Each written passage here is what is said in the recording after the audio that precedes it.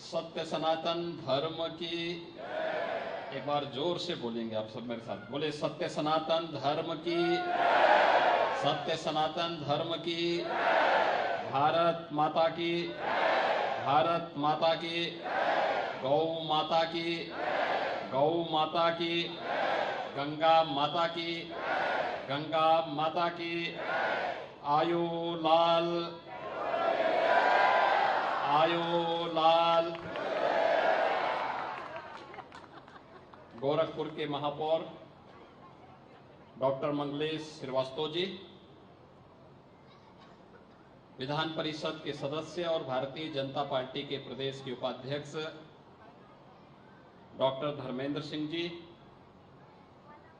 गोरखपुर ग्रामीण से विधायक श्री विपिन सिंह जी, पूर्व महापौर श्री सीताराम जायसवाल जी, कालीबाड़ी के श्री महंत रविंद्रदास जी महाराज, महामंडलेश्वर और काशी से पधारे महंत संतोष दास जी महाराज, चचाई राम के श्री महंत पंचानन पुरी जी महाराज, झूलेलाल सेवा मंडल के अध्यक्ष श्री अर्जुन बालानी जी,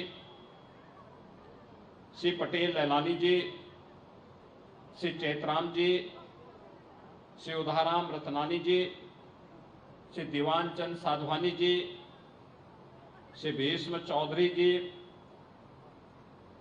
श्री मनोहर लाल खट्टर जी, श्री आनंद राजपाल जी,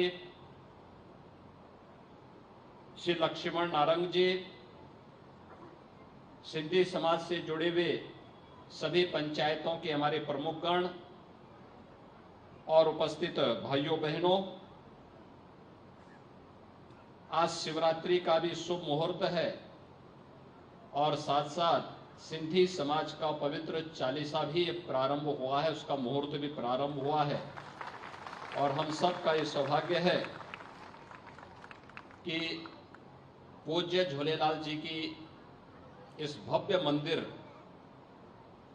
को एक बार फिर से न केवल स्थापना का कार्य आज पूरा हुआ है, बल्कि उनकी पवित्र पावन मूर्ति की स्थापना का कार्यक्रम भी आज यहाँ पे संपन्न हुआ है। मैं इसके लिए आप सबको हृदय से बधाई देता हूँ। पूज्य झूलेलाल जी का आशीर्वाद आप सब पर सदैव बनी रहे, यह उनके श्री चरणों में प्रार्थना भी करता हूँ। भाइयों बहनों, मैं आप सबको हृदय से धन्यवाद देता हूं कि गोरखपुर के विकास के लिए सिंधी समाज ने या गोरखपुर के नागरिकों ने कभी भी कोई अड़चन नहीं आने दी और परिणाम रहा कि ये मार्ग जो हमेशा जाम में फंसा रहता था, 4 लेन का अच्छा मार्ग बन गया है। जो भी अब इस मार्ग से आता है अच्छा हो प्रभावित होकर के जाता है कि जगह अच्छा विकास का कार्य हुआ है। अब यहाँ की सड़कों पे चमचमाती हुई लाइट और चौड़ी सड़कें इस बात को प्रमाण देती है कि हाँ, अब केवल दिल्ली और मुंबई की चर्चा नहीं होगी विकास के मामले में, हमारे गोरखपुर की भी चर्चा होगी और इसका श्रेय आप सबको जाता है।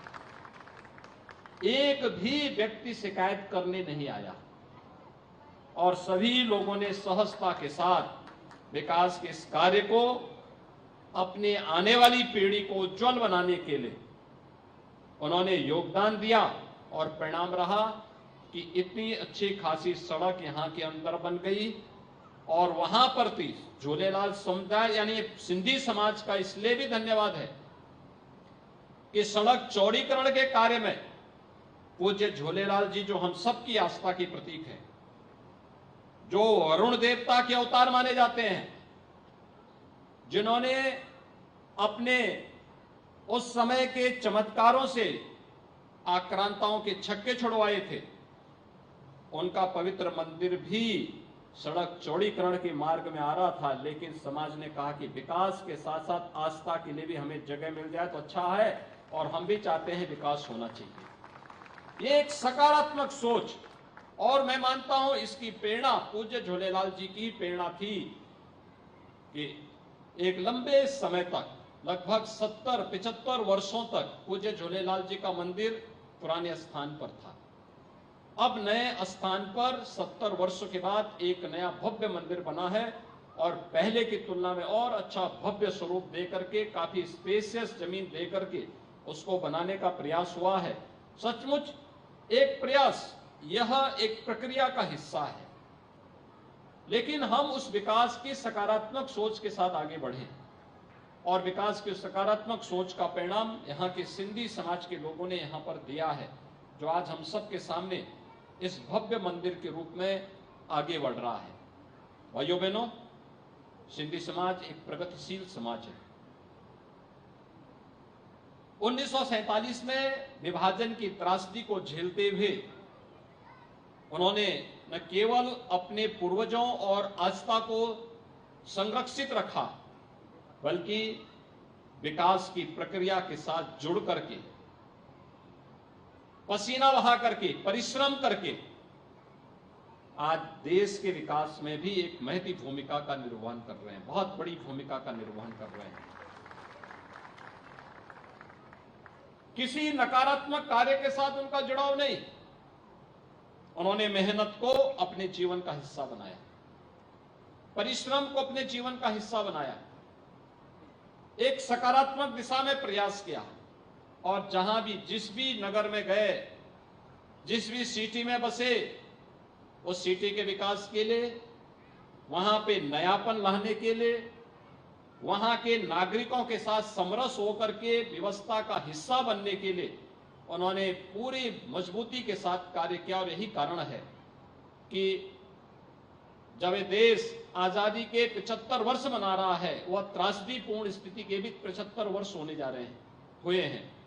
उन स्थितियों में मात्र 75 वर्षों में कोई कह ही नहीं सकता है कि सिंधी समाज कहीं बाहर से आया है। ये मान के लगता है, लोगों को लगता है जैसे गोरखपुर में है तो गोरखपुर के ही लगते हैं, मऊ में है तो मऊ के ही लगते हैं, लखनऊ में है तो लखनऊ के ही लगते हैं, अयोध्या में तो अयोध्या के ही लगते हैं।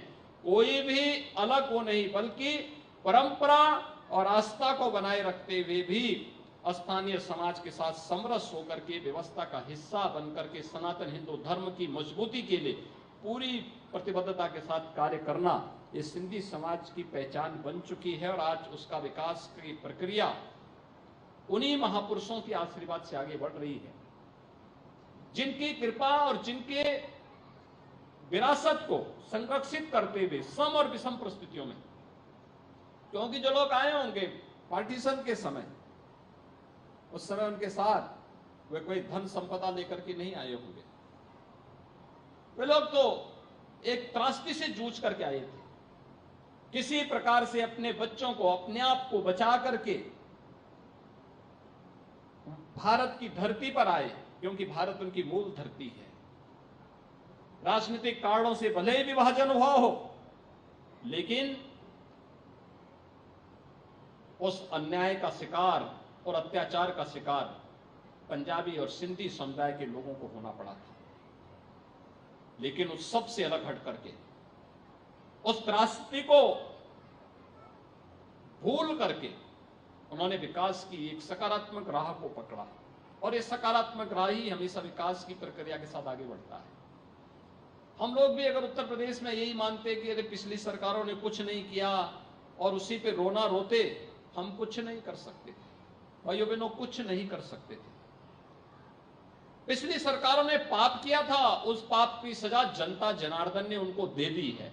हमारा कार्य है एक उत्तर प्रदेश की 25 करोड़ जनता के हित के लिए योजना बनाना, उसको प्रभावी ढंग से जमीन पे लागू करना, और प्रभावी ढंग से उसको लागू करने का कार्य आज प्रदेश के अंदर हो रहा है। आज प्रधानमंत्री मोदी जी के मार्गदर्शन में, उनके नेतृत्व में भारत एक लंबी छलांग लगा रहा है। इससे बड़ा सौभाग्य क्या हो सकता है? जब ये देश अपनी आजादी के 75 वर्ष पूरा किया, आजादी का अमृत महोत्सव जब ये देश मना रहा था, तब आप सब ने इस बात को महसूस किया होगा कि जिस ब्रिटेन ने भारत पर लगभग 200 वर्षों तक शासन किया था, उस ब्रिटेन को पछाड़ करके भारत दुनिया की 5वीं बड़ी अर्थव्यवस्था प्रधानमंत्री मोदी जी के नेतृत्व में बना। मोदी जी के नेतृत्व में भारत जो 5वीं बड़ी अर्थव्यवस्था बना, नेतृत्व मोदी जी का है, मार्गदर्शन मोदी जी का है, और परिश्रम और पुरुषार्थ आप सबका है, सब पूरे देश का है। 140 करोड़ लोग जब मोदी जी के नेतृत्व में एक साथ हुंकार भरते हैं, एक साथ परिश्रम करते हैं, एक साथ अपने कर्तव्यों का निर्वहन करते हैं, तब भारत दुनिया की 5वीं बड़ी अर्थव्यवस्था बनी। आज भारत दुनिया के G20 के देशों की अध्यक्षता कर रहा है। G20 दुनिया के वे 20 बड़े देशों का समूह है जिनके पास दुनिया का 65% आबादी जहां निवास करती है, दुनिया की 80% संसाधनों पर जिनका अधिकार है, 85% जीडीपी पर जिनका अधिकार है, और 90% से अधिक पेटेंट जिनके पास सुरक्षित हैं, वे देश G20 के देश हैं, बड़े देश हैं दुनिया के। उन देशों की अध्यक्षता वर्तमान में भारत कर रहा है। ये भारत का वर्तमान का सामर्थ्य है। अभी आपने देखा होगा प्रधानमंत्री मोदी जी की दुनिया की 3 बड़ी यात्राएं मोदी जी की हुई हैं। एक, प्रधानमंत्री मोदी जी जापान की यात्रा में गए, पापुआ न्यू गिनी के प्रधानमंत्री ने पैर छू करके मोदी जी को अभिवादन किया। फिजी ने उन्हें अपना सर्वोच्च सम्मान दिया, और ऑस्ट्रेलिया, मोदी जी, ऑस्ट्रेलिया के प्रधानमंत्री मोदी जी के लिए कहते हैं मोदी इज द बॉस, यानी मोदी जी सबके बॉस हैं, सबके नेता हैं, दुनिया के नेता के रूप में मोदी जी को एक मान्यता मिली। प्रधानमंत्री मोदी जी ने दूसरी यात्रा अमेरिका और मिस्र की। आपने देखा होगा अमेरिका की यात्रा, अमेरिका दुनिया का दादा बनता है, लेकिन वहां पर मोदी जी छाई थी। मोदी की लहर चारों ओर दिखाई दे रही थी। किस प्रकार का लोगों में हलचल थी, किस प्रकार के लोगों के मन में एक उत्साह था, किस प्रकार का सम्मान का भाव था। अमेरिका के प्रधानमंत्री राष्ट्रपति कहते हैं मोदी जी इच्छा होती है हम आपका ऑटोग्राफ लें, और मिस्र के अंदर आए, मिस्र में भी ये उत्साह था। और अभी फ्रांस और यूएई की भी यात्रा, फ्रांस का सर्वोच्च सम्मान प्रधानमंत्री मोदी जी को मिला। और भाइयों बहनों, यूएई संयुक्त अरब अमीरात में किस प्रकार का उत्साह का माहौल था। भाइयों बहनों, आज दुनिया के अंदर भारत का सम्मान बढ़ा है, देश के अंदर विकास एक नई गति से आगे बढ़ा है, देश एक सही दिशा में आगे बढ़ा है। 9 वर्षों में विकास के कार्य भी हुए, गरीब कल्याणकारी योजनाएं भी हुई, और साथ साथ भारत को वैश्विक मंच पर भी एक सम्मान मिला है। पहले लोग अपने को सनातन धर्मावलंबी कहने में संकोच करते थे, भारतीय होने में संकोच करते थे, लेकिन आज गर्व से हर भारतवासी कह सकता है कि मैं भारत का नागरिक हूं। दुनिया के अंदर कहीं भी रहता गर्व से कहता है हम भारतवासी हैं। ये नेतृत्व जिस प्रकार का एहसास कराए, और उन्हीं प्रधानमंत्री मोदी जी के मार्गदर्शन में आज उत्तर प्रदेश विकास की जिन प्रक्रियाओं के साथ तेजी के साथ आगे बढ़ा है, उसके परिणाम हम सबके सामने हैं, वे सब हमारे सामने हैं। उत्तर प्रदेश विकास की प्रक्रियाओं के साथ जुड़ रहा है। हर शहर के अंदर कुछ ना कुछ नयापन आपको देखने को मिल रहा होगा। आप लखनऊ में जाएंगे, प्रयागराज में जाएंगे, वाराणसी में जाएंगे, अयोध्या में जाइए, एक अगले 5-6 महीने के अंदर अयोध्या एक सुंदरतम नगरी, दुनिया की सुंदरतम नगरी के रूप में स्थापित हो। किसी कालखंड में मुगल आक्रांताओं ने अयोध्या में हमारी आस्था में प्रहार किया होगा, लेकिन आज फिर से अयोध्या में भगवान राम का भव्य मंदिर का निर्माण का कार्य प्रशस्त हो रहा है, भव्य मंदिर बन रहा है। गोरखपुर का विकास आप सबके सामने है, आप सबके साथ सहयोग से हो रहा है। कौन बोलता था फर्टिलाइजर कारखाना चल पाएगा? तो लोगों के लिए सपना था, लेकिन ये हकीकत है। 110% क्षमता से गोरखपुर का फर्टिलाइजर कारखाना वर्तमान में चल रहा है। एम्स गोरखपुर में बनेगा, ये कल्पना थी। आप में से बहुत सारे लोग मेरे साथ पद यात्रा में चलते थे। बहुत सारे लोग मेरे साथ पदयात्रा में, आंदोलन में भाग लेते थे। गोरखपुर में बिजली नहीं मिलती थी, 2-3 घंटे बामुश्किल बिजली। सड़कें कितनी संकरी थी, एक बरसात होती थी पूरा शहर जलाजल में बदल जाता था। गंदगी का ढेर, एक तरफ माफिया का आतंक और दूसरी तरफ मच्छरों का आतंक, यही तो थी गोरखपुर की पहचान। लेकिन आज उससे उभर करके गोरखपुर, जिधर जाओ लोग कहते हैं अच्छा यही गोरखपुर है। यानी कोई व्यक्ति दिन में आता है तो सड़कों को, चौड़ी सड़कें देखता, क्या यही गोरखपुर है? और रात्रि के समय अगर आ जाता है तो चकाचौंध में पड़ जाता कि कहां जाना है मुझे, कौन सा रास्ता होगा। और इस मार्ग को तो जिस मजबूती के साथ आगे बढ़ाने का काम किया, सचमुच सिंधी समाज के साथ साथ में से आशीष श्रीवास्तव जो इंजीनियर हैं, उन्होंने बहुत बड़ा योगदान किया इस मार्ग को सुंदरीकरण करने में। यानी यहाँ पे भगवान झूलेलाल जी का मंदिर बनाने के साथ साथ मार्गी गोरखनाथ कॉम्प्लेक्स और इस क्षेत्र में सड़कों की डिजाइन और यहाँ का फसाड किस प्रकार से बननी चाहिए उसको बनाने में इन्होंने बहुत अच्छा योगदान किया। और परिणाम है आज पूरी सड़क अच्छी लगती है, खुली लगती है, साफ साफ दिखती है, एक चौड़ीकरण दिखती है, शहर की एक नई लुक आ चुकी है। आज सड़कों पर कोई शाम को निकलेगा, जगमगाती हुई सड़कें गोरखपुर की दिखाई देती है। ये काम 6 वर्ष पहले भी हो सकता था, यह कार्य 50 वर्ष पहले भी हो सकता था। आज आप चाहिए, चाहे इस रोड पे आइए, चाहे मेडिकल कॉलेज रोड पर जाइए, चाहे मोहद्दीपुर से एयरपोर्ट वाली रोड पर जाइए, चाहे रामगढ़ ताल वाले मार्ग पर जाइए। ठीक बोला था अर्जुन जी ने कि पहले 7 बजे तक बाजार बंद करके हर व्यक्ति अपने को सुरक्षित रखने के लिए घर के अंदर कैद हो जाता था, और आज रात्रि को 12 बजे तक भी लोग सड़कों पर परिवार के साथ घूमते हुए दिखाई देते हैं, क्योंकि उनको कोई भय नहीं है, क्योंकि भय मुक्त वातावरण में हम लोग रह रहे हैं। लोगों के मन में विश्वास है कि हम सुरक्षित हैं, और ये बहुत बड़ा एहसास होता है जब सामूहिकता की बात नागरिकों के मन में आ जाती है। नागरिक अपने कर्तव्यों का निर्वहन ईमानदारी के साथ करने लगता है।